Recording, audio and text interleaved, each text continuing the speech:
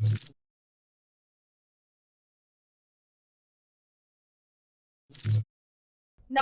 હું છું પ્રિયા અને તમે જોઈ રહ્યા છો જનતા કી જાણકારી ન્યૂઝ।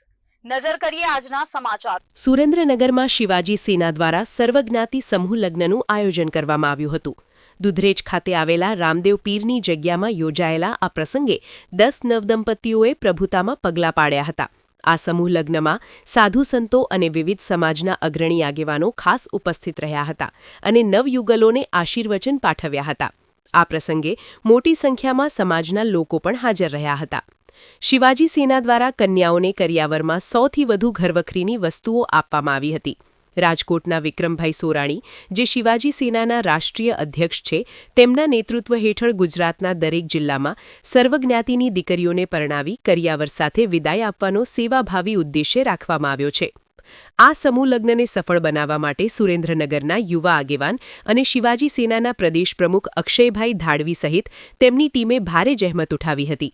આયોજનમાં વિક્રમભાઈ સોરાણી, અક્ષયભાઈ ધાડવી, રમેશભાઈ ધોળકિયા, અજયભાઈ ધાડવી, અમિતભાઈ તુરખિયા, હિરેનભાઈ વડોદિયા, મેહુલભાઈ ડનિયા, જસરાજભાઈ વસ્તાણી, ધાર્મિકભાઈ દવે, ક્રિમાબીન શાહ, ગોપાલભાઈ મુંધવા, લગ્નગીત અને વિદાય ગીત સેવા, દુધરેજ રામદેવ પીર મંદિરના ભુવા ધરમભાઈ પનારા અને ગોવિંદભાઈ કમેજળિયા સહિત રામા મંડળ, આનંદનગર સેવા ગ્રુપ, છત્રપતિ શિવાજી મંડળ અને દુધરેજ ગામ સમસ્તનો સહયોગ મળ્યો હતો। સુરેન્દ્રનગર રિપોર્ટર મહેશભાઈ ઉતેરિયા। વિક્રમભાઈ, શું કાર્યક્રમ આજે છે? આજ રોજ સુરેન્દ્રનગર જિલ્લા ખાતે